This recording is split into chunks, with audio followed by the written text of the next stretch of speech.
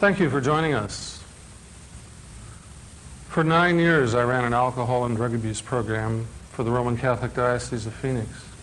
I did a lot of public speaking. And in that time, I was amazed at how much the public knew about alcoholism. But more important, I was amazed at how much they didn't know. They knew a lot of the surface things. But really what goes on inside of the alcoholic or the addicted person, or what happens to the family members, was really a mystery, and I believe still is, to the average person in our culture today. So what I'd like to do in the time that we have together, about an hour, would be, let's make it real. We'll make it real in this way. Let's suppose that in 50 minutes, I'm going to drop dead.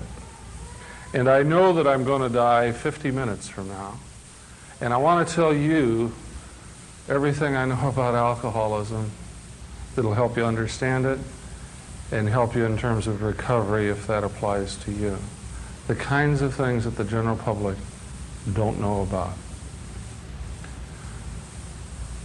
So I'd like to title this particular presentation, Alcoholism Renamed.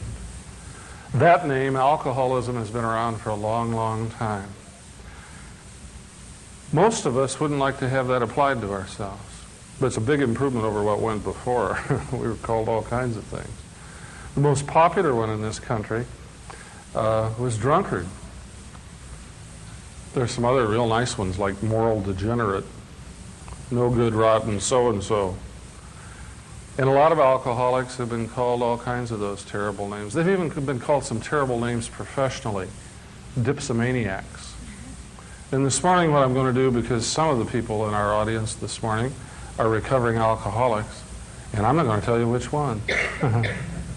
In fact, as a little aside, let me share this with you. At one time, a friend of mine who makes displays for large conventions was going to construct one for me that we could move around from school to school and church to church. And basically what it was going to be was a pamphlet rack. It was going to be the kind of a thing where people would come to get literature to find out about alcoholism and about recovery. And my friend told me you always need some kind of a hook or some kind of a central focus on something like that. So the way we designed it, the display never got built, but the way we designed it was this way. In the middle of all of this, there was going to be a curtain with a large, fancy velvet drawstring on it with a big knot and tassel on the end. And over that curtain were the words, "The typical American alcoholic."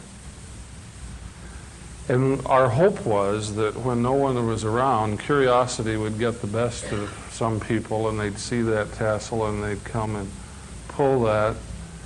And when they did, the curtains would part and they'd be looking into a mirror, because that's exactly what the typical American alcoholic looks like. You can't tell from the outside. And because you can't tell from the outside, today I want to talk about the inside, what happens inside. If you catch on to what's going on inside of an alcoholic, then you have half of a chance of understanding what alcoholism really is. It's not just uncontrollable drinking. And the way I like to explain this doesn't involve going to school or learning any special language. It deals with some things that you already know. Let me show you what I mean. If we were to draw a chart here, and we'll call this a feeling chart, we have extremes. Up here would be high feelings, positive feelings, the kind of feelings you'd like to have, the kind of feelings you would like to sustain in your life. And down here, low feelings, negative feelings, the kind of feelings you'd like to avoid. At any given time, you and I and everyone else is somewhere on that chart. Now let's look at social drinking first. Not alcoholism, but social drinking. I'll tell you in a moment why we want to look at social drinking first. Let's suppose our social drinker, having kind of a normal day, has 2 or 3 drinks. What happens is that there's a mood swing in a positive direction. Now as the alcohol, or as the social drinker detoxifies, as the alcohol gets out of their system, they return on a feeling level just about where they began. That's social drinking, and that can start anywhere. You could have a bad day and still feel better for a while than have a bad day. You could have a wonderful day, have a few drinks, feel super wonderful. And there's a real range between here and here, and that's in the life of every human being. When you're up here, this is wonderful. That's when you're in love. Remember?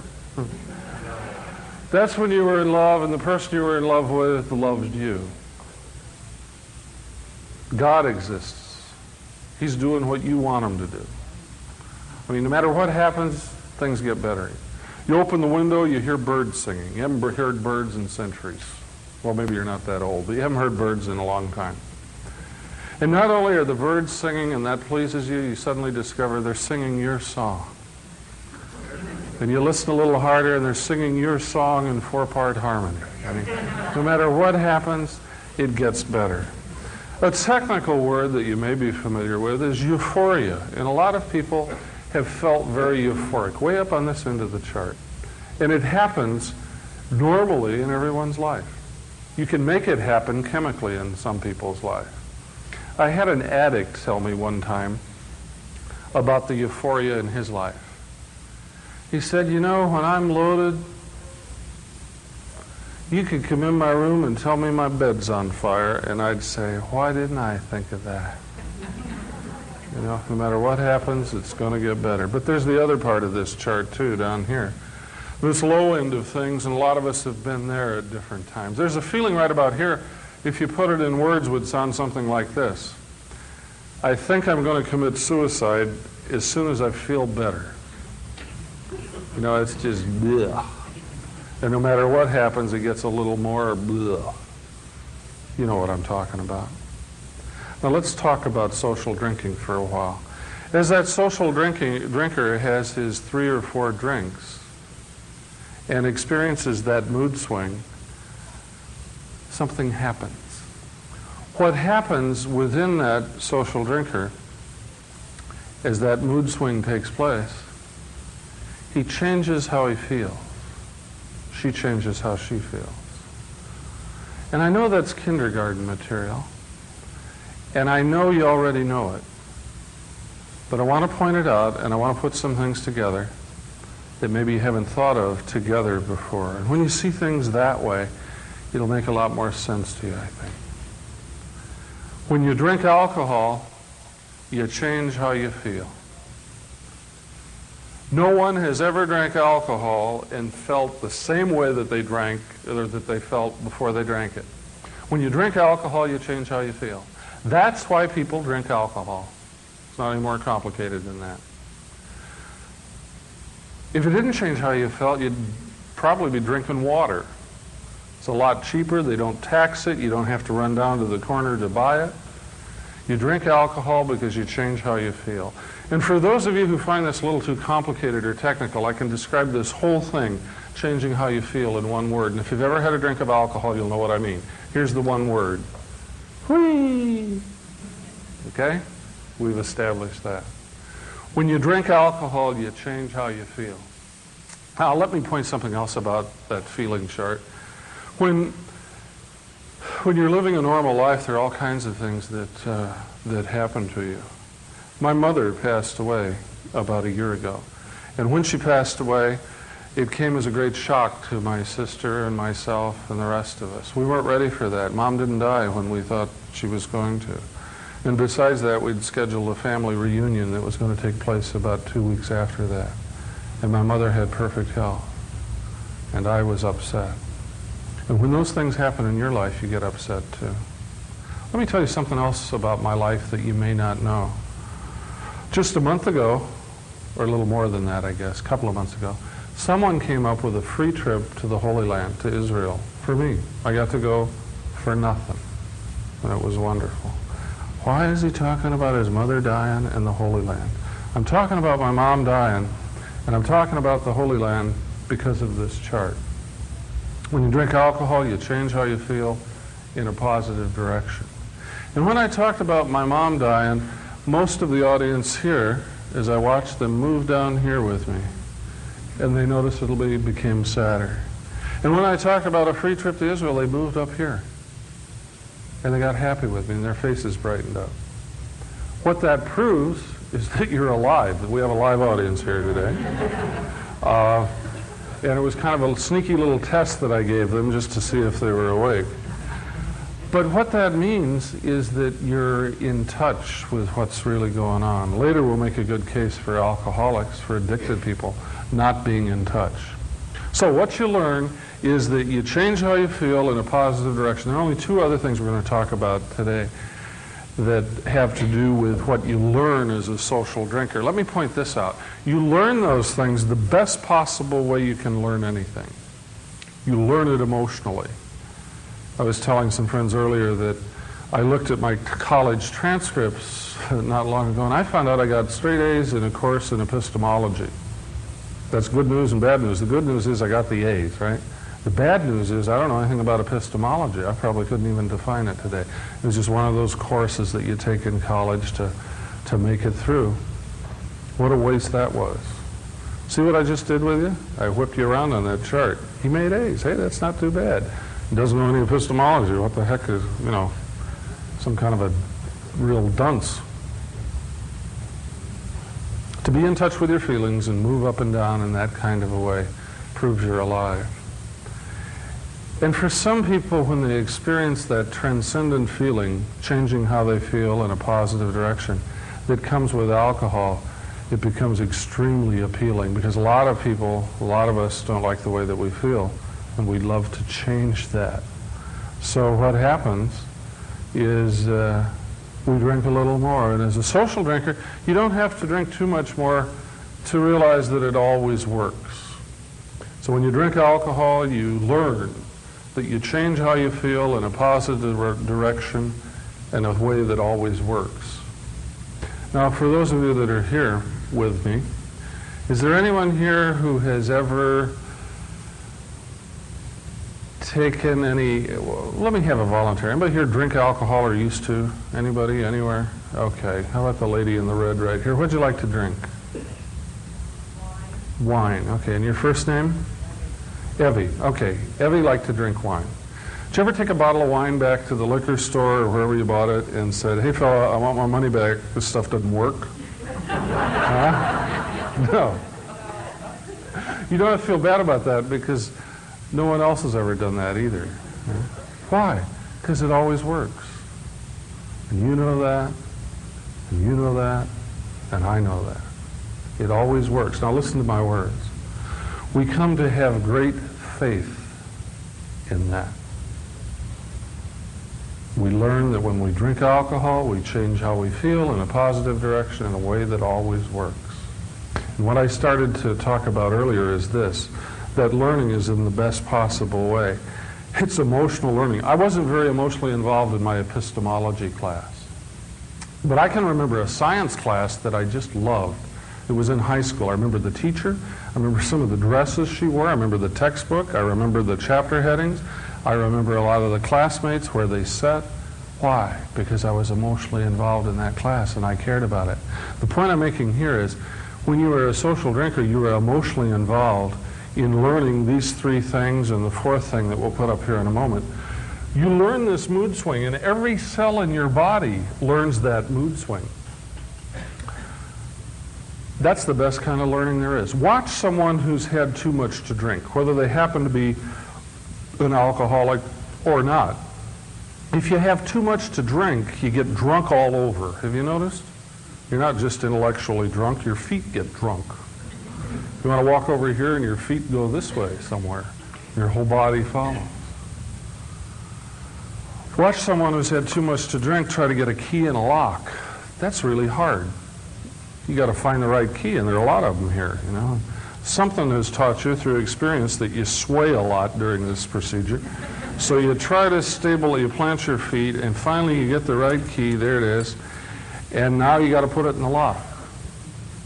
Now that wouldn't be a hard job if you hadn't been drinking. But if you've been drinking and you're swaying, you have to steady yourself, hang on to the key, just get it lined up properly. You have to judge the speed of the door as it's coming by. You get everything lined up, and that's when you drop the keys. Now you got a brand new problem. You got to pick up the keys. That wouldn't be so bad, but you've been drinking. That's when you hit your head on the door. Oh, it's getting complicated now. You finally recover the keys. You find the right key. Here comes the door again. You drop them. And it goes on and on and on. That's real funny. It's humorous. And humor is part of life. It's also part of alcoholism. There are funny things about alcoholism. But if when that person gets that set of keys again and finds the one he's looking for and does get it in that door, and that door happens to be attached to a car, and he opens that door and gets in there and puts the key in the ignition and starts to drive, that's not funny at all. There's nothing funny about that. And what happens when you get close to alcoholics, or when you get close to an alcoholic situation, you just get whipped back and forth all the time on that feeling chart. And it's the alcoholism that's moving you up and down. You're really not in control of your own life. Let me make an aside about humor. Because humor is involved in recovery. It's a very healing kind of thing. I hope I don't get too theoretical, but one of the main basis for humor is that all humor is actually based on the fact that we make mistakes. God doesn't make mistakes, but you and I do. We slip on banana peels, and that's funny because you'd think a human being would see that, but he doesn't. And when we slip, we laugh because we identify with it. Let me tell you a joke, and then you'll understand what I'm talking about. This one happens to be ethnic, but so are a lot of jokes. A lot of people say, oh, I shouldn't be telling an ethnic joke. A lot of people would say you shouldn't be talking about alcoholism either. That's going to raise the pain level. This happens to be a Polish joke. Two guys walking down the street. One of them says to the other, hey, I got this great Polish joke for you. And the other guy says, I don't want to hear it. He says, what's the matter? You're the only Polish person I've ever known in my whole life that like to hear Polish jokes. He says, yeah, that's right. I really used to like to hear them. But the trouble with being Polish is you hear so many Polish jokes that you hear too many. And I don't want to hear anymore. That's why I'm not Polish anymore. And his friend looks at him and says, what do you mean you're not Polish anymore? He says, well, I changed my nationality. That way I don't have to listen to all those terrible jokes. He says, you can't change your nationality. He says, well, I did. Let me prove it to you. Follow me. So the guy walks in the store, goes up to the clerk, and says, buongiorno. I'd like to buy a little ziti, some pasta. I'm going to have some sausage. I want to make ravioli, have my friends over for dinner. And he whispers to his friends, he says, I'm Italian. And the clerk overhears it, and he says, no, you're not, you're Polish. He says, what do you mean I'm Polish? I'm Italian. What's the matter, you don't like the accent? And the clerk says, fellow, the accent's terrific, but this is a hardware store. Now, you laughed because it was funny, and it's funny because you're Polish. You just didn't know it. Huh? We're all Polish in that way. Huh? Okay. Now, part of recovery that we'll talk about a little bit later has to do with this kind of humor. It has to do with facing the tragedy of putting the key in the door and starting the car and driving when you're in no shape to control a vehicle. It has to do with facing into those really difficult, terrible feelings inside yourself that you don't want to look at. What I'm really doing is making a case for the fact that alcoholism is a feeling disease. And you can't talk about it effectively, you can't get involved in recovery unless you're willing to deal with feelings. So, with what we've learned so far, we've discovered that when you drink alcohol, you change how you feel in a positive direction. You also learn that it always works. And there's one other thing that you learn as a social drinker. We're not talking about alcoholism yet. And you learn it very well because you're emotionally involved. Every cell in your body is learning that little mood swing. What you learn is control. If 2 drinks make me feel this good, 4 drinks make me feel twice as good. You learn to control that mood swing by the dosage. So here's what we now know. When you drink alcohol, you change how you feel in a positive direction, a way that always works, and you can control it. That's social drinking. Let me illustrate social drinking once again this way. What it involves is an ingestion of a certain amount of alcohol, a mood swing in a positive direction. On the way back, after you detoxify, you return just about on a feeling level where you began. That's social drinking. Now what we want to do is look at alcoholism, and we want to look at alcoholism from the viewpoint of feelings. And this is where it gets easy, because you have feelings. You know what it's like when someone gives you a free trip to Europe, overseas. You know what it's like when your mother dies. You know what it's like in here. And the mistake that so many people make when they look at alcoholism or when they look at alcoholics is to just look at the outside. And until you get inside, it doesn't make any sense. So let's go back to our board here. And this time we're going to look at an alcoholic, not a social drinker. The reason we started with a social drinker is simply because most alcoholics begin as social drinkers. So this individual, 95% plus, drinks socially for a period of time. So this learning is programmed into us. Here we have our alcoholic who was a social drinker, has his normal amount to drink. There's a mood swing in a positive direction, but on the way back, he or she overshoots. So what that means is that the pattern has changed. This is the social drinking pattern. Mood swing, positive direction, return where you began. Alcoholism looks like this.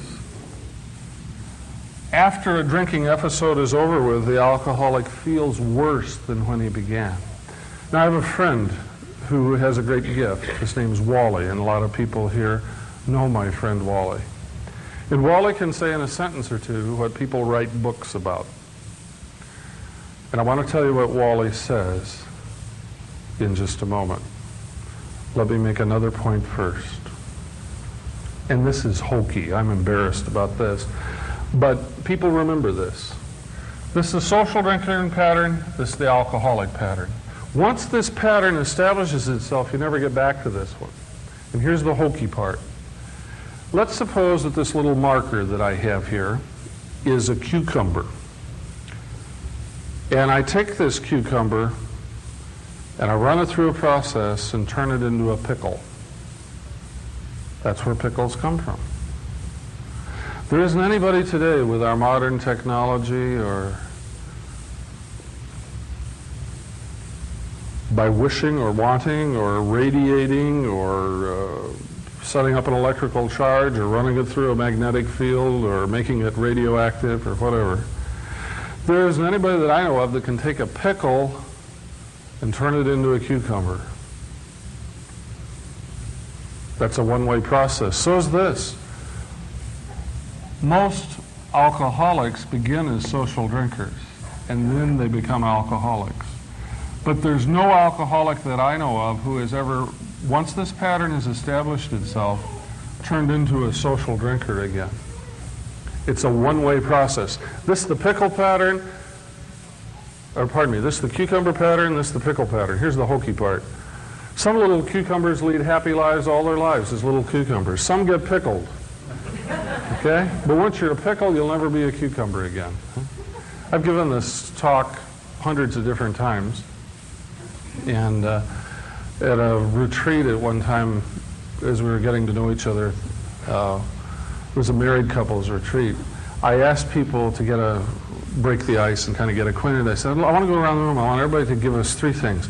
Give us your first name, something you're interested in on this particular weekend, and also tell us something about yourself that we wouldn't know unless you told us.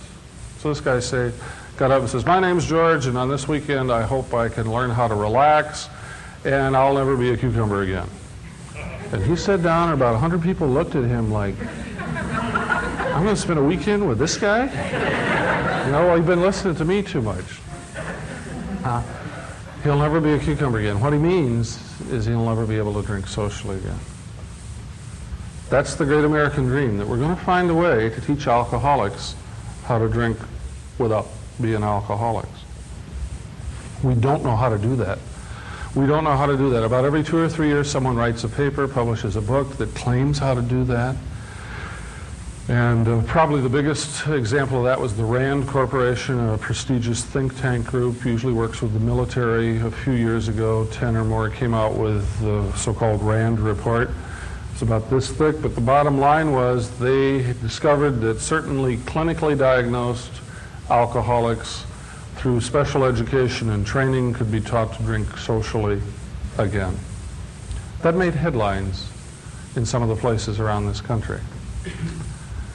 Just a few short years later, they published a retraction of that statement. They said, our findings are inaccurate.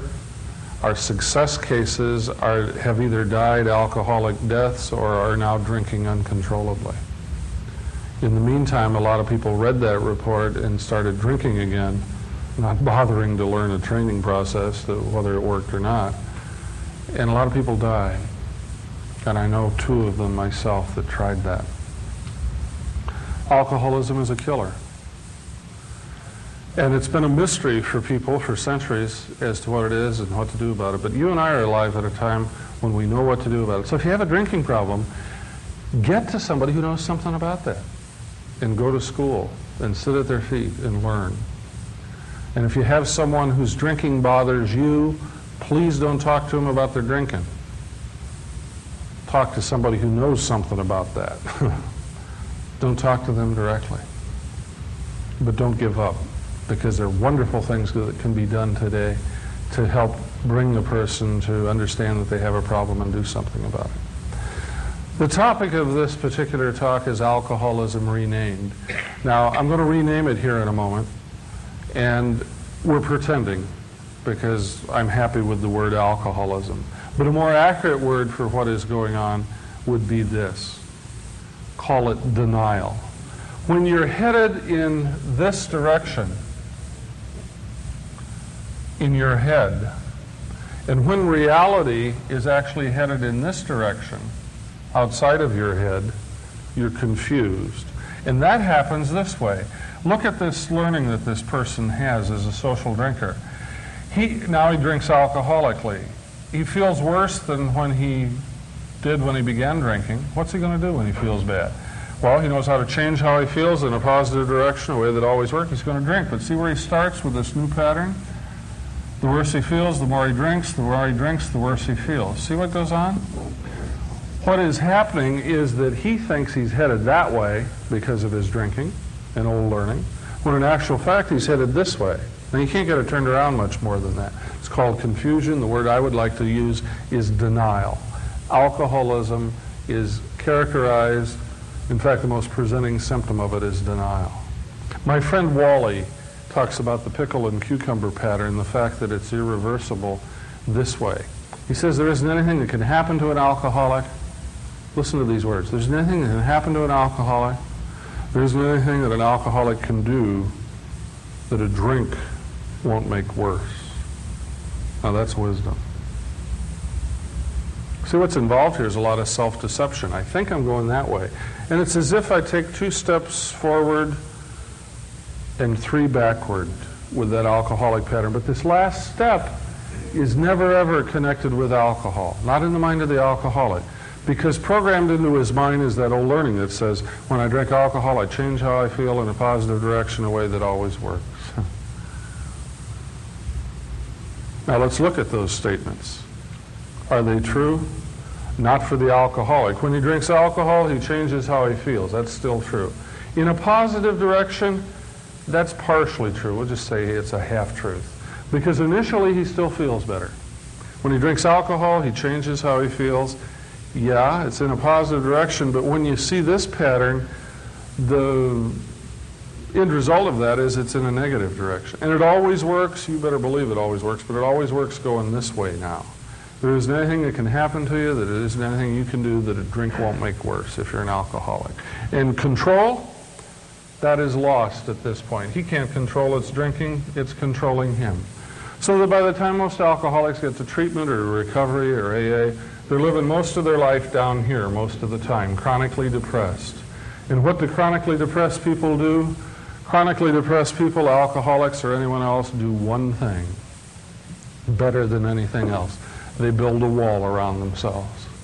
And they build a solid wall around themselves because they perceive the pain that's going on in their life is coming from outside. Surely if I hurt this much, if I'm down on this end of that chart or that feeling scale, if I'm in this much pain, I wouldn't be doing it to myself. Aha. If I hurt this much, an enemy hath done this. Let's see. Who would that be? It's always the person closest to you. So that's the real tragic of alcoholism. Based on false information, a false premise, that I'm not doing this to myself, we blame all of that pain on someone else who doesn't deserve it. So now I am hurting, and I am also hurting someone else or other people. That's the tragedy of alcoholism.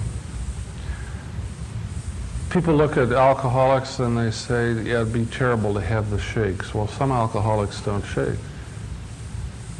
outside, but they all shake inside. And unless you've had those inside shakes, you don't know what it's like. The inside shakes come from thinking you're going this way and winding up this way. You take 2 steps forward and 3 back, and that last step is always connected not with the alcohol, but with anything else. It is connected with having married the wrong person. It's connected with having to live in Arizona. It's connected with having Ronald Reagan as president or John Paul as the Pope, or you can blame it on God if you want. It's always blamed on someone. God doesn't cause alcoholism, but he does get involved in curing it if you're willing to do some simple things. What most people do when they find out there's a drinking problem or that there's alcoholism is they keep quiet, they don't tell anybody, and you know what they do? They pray a lot. Well, you know I'm a Catholic priest, a clergyman. I want to talk to you about how useless prayer is. If I were to get up in a hurry here, and there's a little step in front of me, and I trip over that step, and I fall down on the floor, and I break my leg, and you all gather around me and say, Gavin, you got a broken leg. But don't worry about a thing. Tell you what we're going to do. We're going to pray for you. Thanks. What I really wish you'd do is take me to a hospital and get my leg set. We know what to do about broken legs. Personally, I believe God can cure a broken leg. I also believe he doesn't do it very often. I think he can cure alcoholism spontaneously too, but I don't think he does that very often. We know what to do about broken legs. Today, you and I are alive at a time when we know what to do about alcoholism, so let's do that. Usually when I talk to the public about alcoholism, I start out this way, and I'll share it with you. If you love an alcoholic, care about an alcoholic, live with one, work with one, whatever you do to try to help that alcoholic will make the situation worse. That's one general principle. Another general principle is this. If you love an alcoholic, live with one, work with one, care about one, emotionally involved with one, you can help an alcoholic. Now, I believe firmly both of those statements. And now you're thinking, he's crazy. Well, maybe I'm not a great example of sanity, but I can reconcile those two things. If you live with an alcoholic, care about one, work with one, live with one, anything you do is going to make the situation worse, unless you know something about alcoholism. Anybody can help an alcoholic if you don't try to help yourself. Get help to help. Talk to somebody who knows something about it. Now let's get back to denial. Denial is slippery stuff because the person who's involved in denial doesn't know that he's denying, or doesn't know that he's perceiving and seeing and experiencing things differently than the way that they really are. Let me give you an example of denial. I had a friend once, an acquaintance who had a drinking problem. He's an alcoholic, and he came to me and we were talking about his drinking problem. This is a man, if I mentioned his name to this group locally, they'd all know who I mean. He's a well-known businessman, and he has a reputation built on being an honest businessman. In fact, when his name comes up in conversation, people make speeches about him. They say, there's an honest businessman. There's a guy with a lot of integrity. We need more people like him. I'm talking to him about his drinking, and because I'm so convinced of his honesty and his sincerity, I started leaving some questions out. But one of them slipped out anyway, and thank God it did, because I knew something about him he didn't know that I knew. I said, you ever been in jail? He said, no. And I kept asking him more questions. And I get this sick feeling in the pit of my stomach. You see, because I knew he'd been in jail.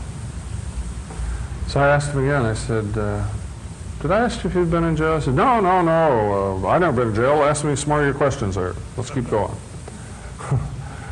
So I did, and I kept feeling more upset and nervous. And then finally I said, hey, we can't play games. You know, twice now I've asked you if you'd ever been in jail. He says, that's right, I've never been in jail. I said, 3 times you tell me you've not been in jail. I know you were in jail. You know what he said? Oh, yeah, but that was a nice jail. Now, I haven't met anybody yet who can tell me what a nice jail is.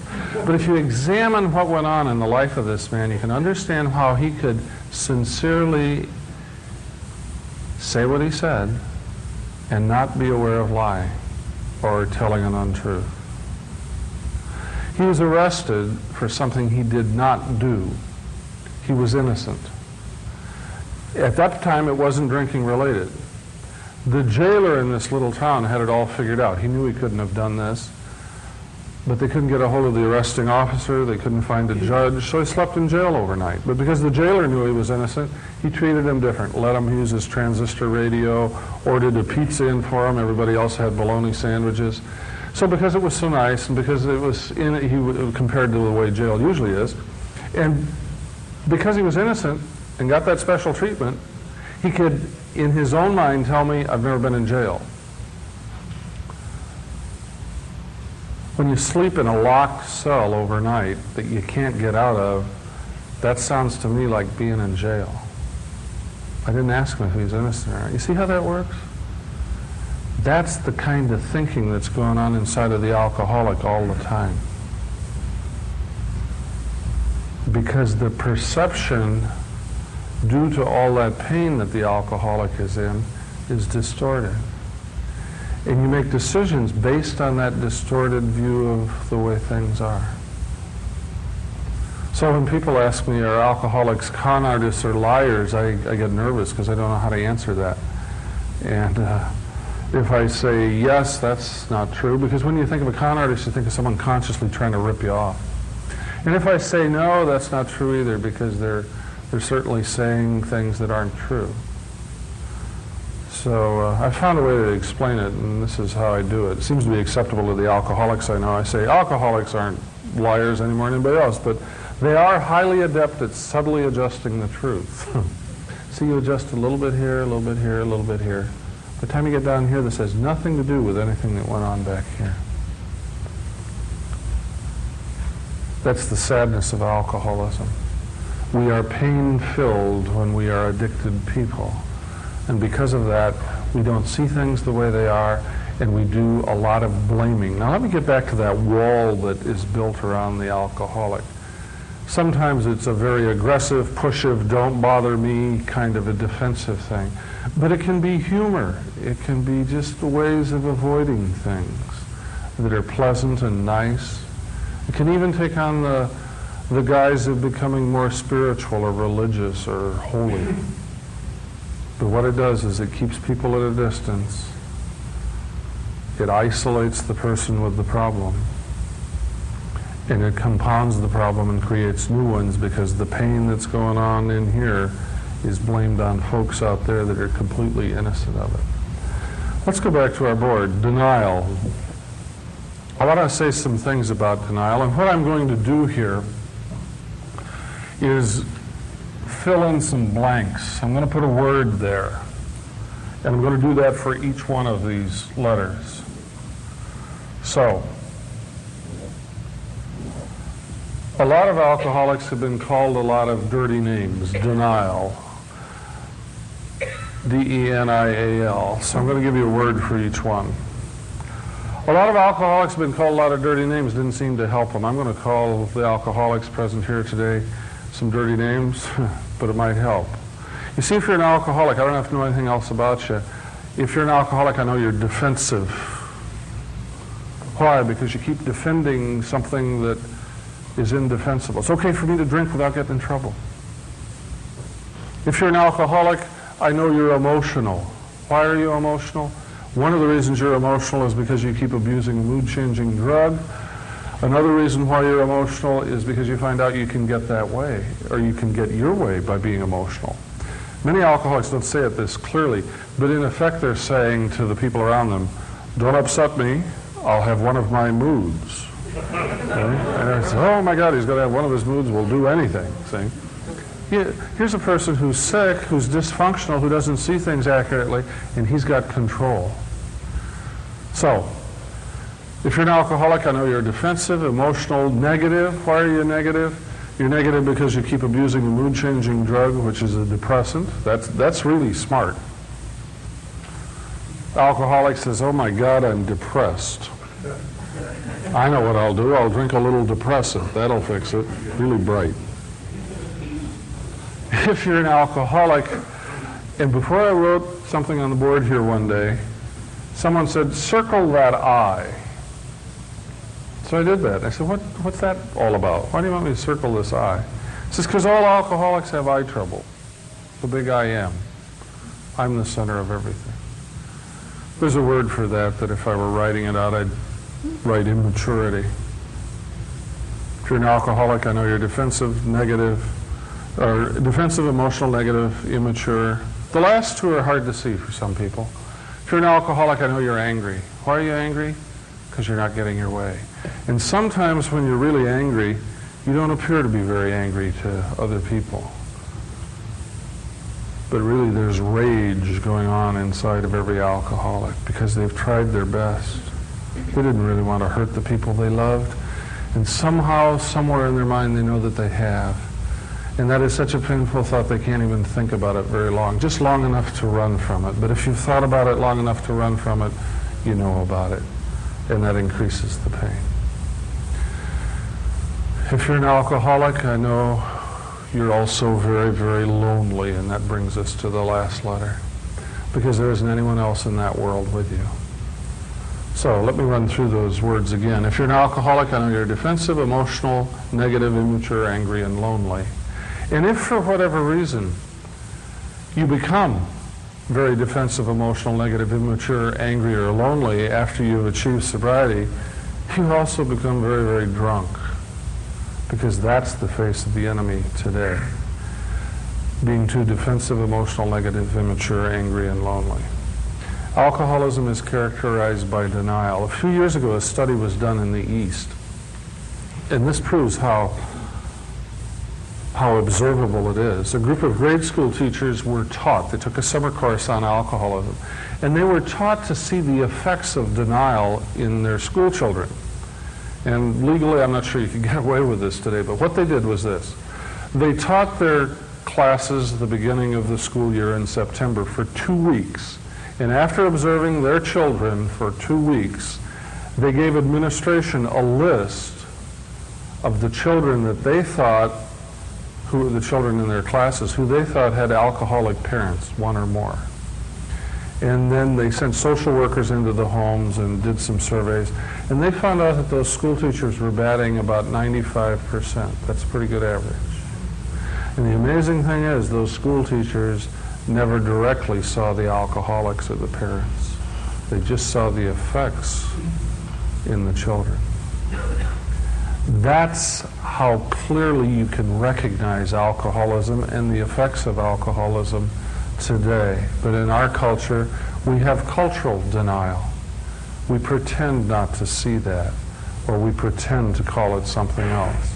And way down deep in our guts, most of us believe that every American has the right to life, liberty, the pursuit of happiness, and the ability to drink alcohol without getting in trouble.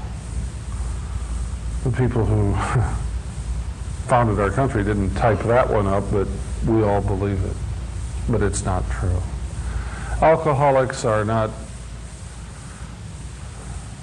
bad people trying to become good. They're sick people trying to become well.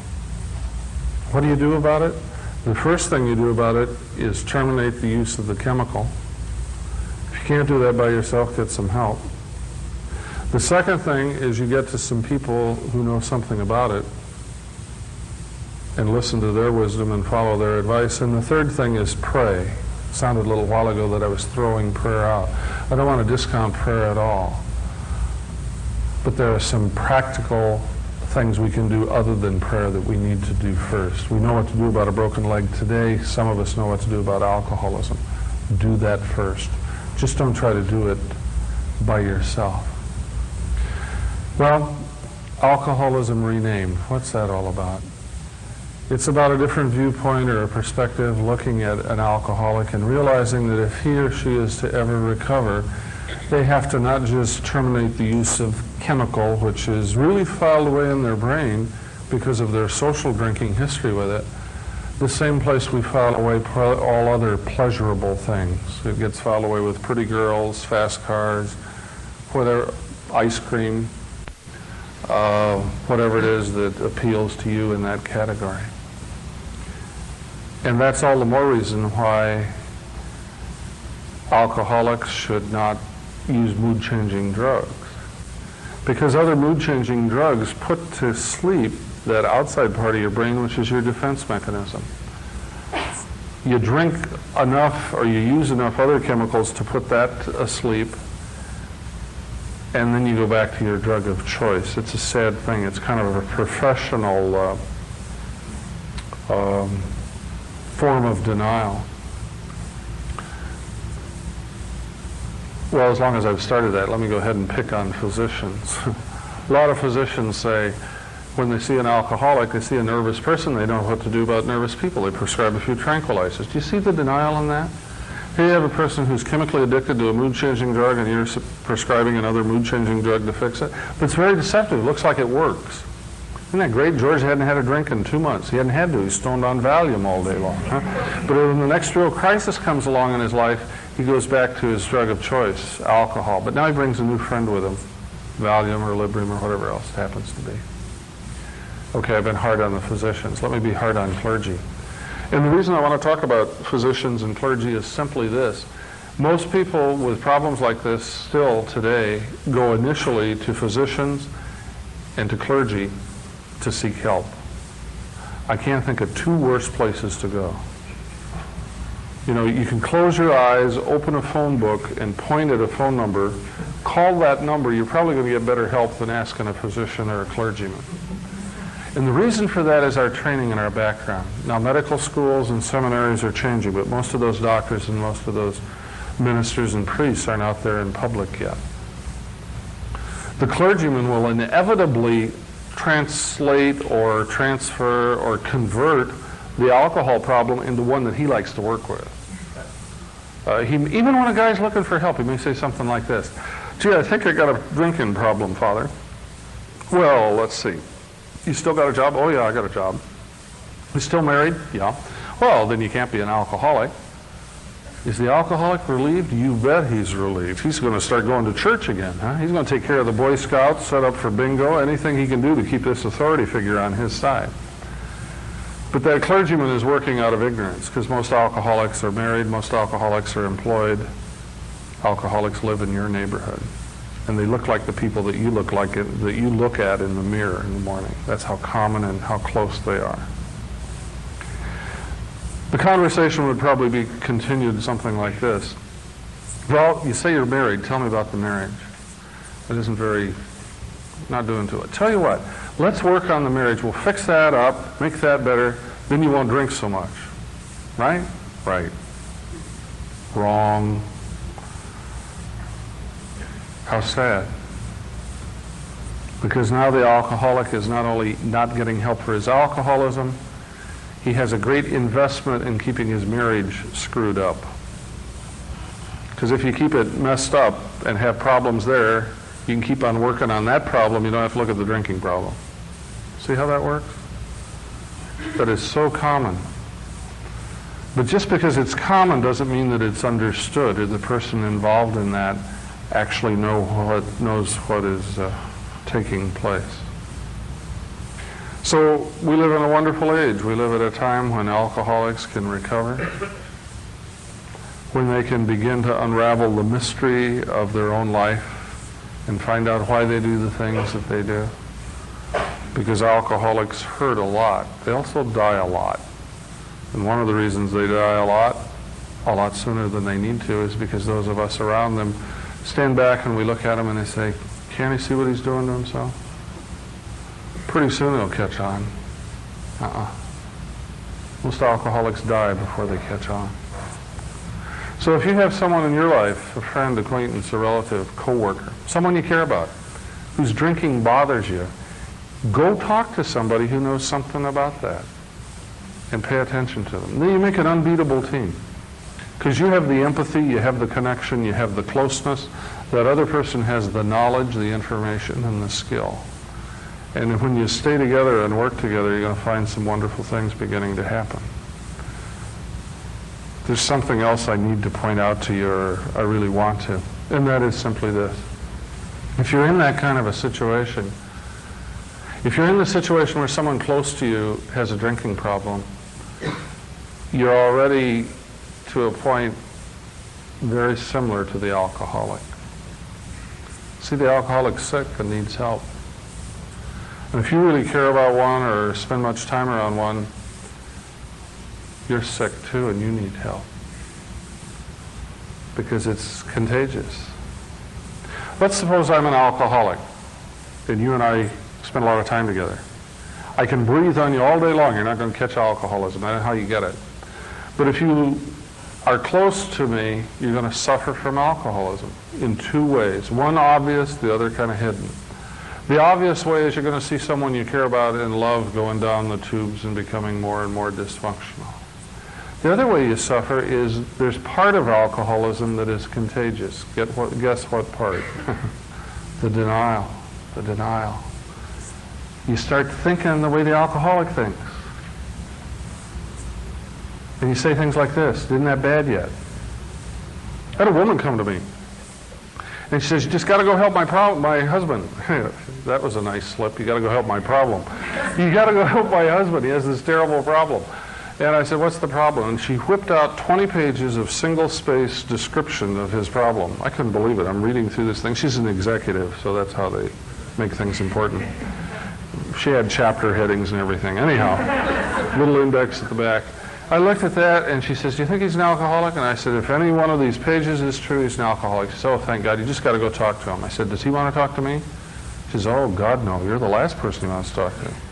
So I now know I'm not going to go talk to him, because I've tried that before and it didn't work. And when I told her that, she got upset. Now, when she came in that office, here's what she said, Father, it has never been this bad before. I am going to kill myself. And a little later in that talk, she pulled out 2 typewritten pages of optional suicide methods that she'd researched. She's real serious. And when she found out I wasn't going to talk to her husband unless he wanted to talk to me, she said, well, you've been very helpful. And I have a lot of girls that work for me, and some of them really have problems, and I'm going to tell them how good you are and send some of them to you. Now, stop right there. Just time out. What's she want to do? She wants to escape. I'm not doing what she wants. She wants to leave. In leaving, she does a couple of things, which you probably noted already. She becomes very charming and tells me the things I want to hear, that I've helped her a lot. Now, I know I haven't helped her. And I know that I'm in big trouble, and so is she, if I let her escape at that point. So I said, yeah, but what about your husband's problem and you being upset about it? She says, well, I've probably been exaggerating. You know, what I really should do, I feel so good after having talked to you, I should go home and count my blessings. Now, doesn't that sound nice? Sure sounds nice to a clergyman. You've helped me a lot, I'll go home and count my blessings. How wonderful, my daughter, God loves you. A lot of denial going on there, huh? Well, I've been in those situations before, and God put the right words in my mouth, because she said, what I should do is go home and count my blessings. I jumped right in. I said, name one. You know what she said? This is a true story. She said, you know, last night, when he shot up the apartment, all of the bullet holes are out in the open, and I can go home and hang pictures over it. Thank God he didn't shoot in a corner where I can't get a picture. See how sick that lady is? How dysfunctional? And she doesn't even know And I pointed that out to her. She was a bright lady. I said, I don't know whether your husband has a problem because I haven't seen him yet, but I've seen you and you got a big one. Let me prove it to you. And I played that back to her and she saw it. And I said, when you came in here, you said it has never been this bad before. I'm going to kill myself. And now you say I feel terrific. I think I'll go home and hang some pictures over bullet holes, like little wifey things like that. I said, lady, you need help. And she saw it and she believed me. And she got the help. And she got help on a regular weekly basis for a couple of years in a support group that she found. And eventually her husband came around. Why? Because she didn't buy into his denial. She didn't call him names. She didn't yell and scream at him. But she didn't have to believe the crazy things that he said to try to explain his behavior. And she started to own her own life and to live that. And it's a wonderful story. The last time I checked with him, I think he's been sober and comfortable 7 or 8 years. It takes a while. Alcoholism isn't recognized all at once. It isn't fixed all at once. But if we're willing to come together and to strengthen each other, wonderful things happen. Don't try it by yourself, but know that there's good help around to deal with the denial that's in you, whether it's alcoholic denial or the denial of a family member or professional denial or cultural denial. There's spiritual denial too. I'll let you figure all those out yourself. Let me end this way. I had the privilege of attending the first World Conference of Narcotics Anonymous, and it was a wonderful experience. It built and built and built, and at the end of that conference, someone had to have the final say, and a little 19-year-old girl did. They asked her to close the conference, and she didn't know if she was going to do that and didn't know what to say, and got up in front of the microphone and just cried and cried and cried and said, I don't know what to say, I don't know what to say. And then she said it. She said, you can't do it for me, but I can't do it by myself. And she sat down, and no one moved. We sat there in silence for 5 minutes. The impact of that profound statement hit us all. You can't do it for me, but I can't do it by myself. So if these words have touched you or helped you in any way to see the real hidden enemy inside, the one that lives in our feeling life, that creates new problems because it operates on outdated, false information, I've got good news for you. Together we can do something about that, and I hope you have the courage to do that. Thank you.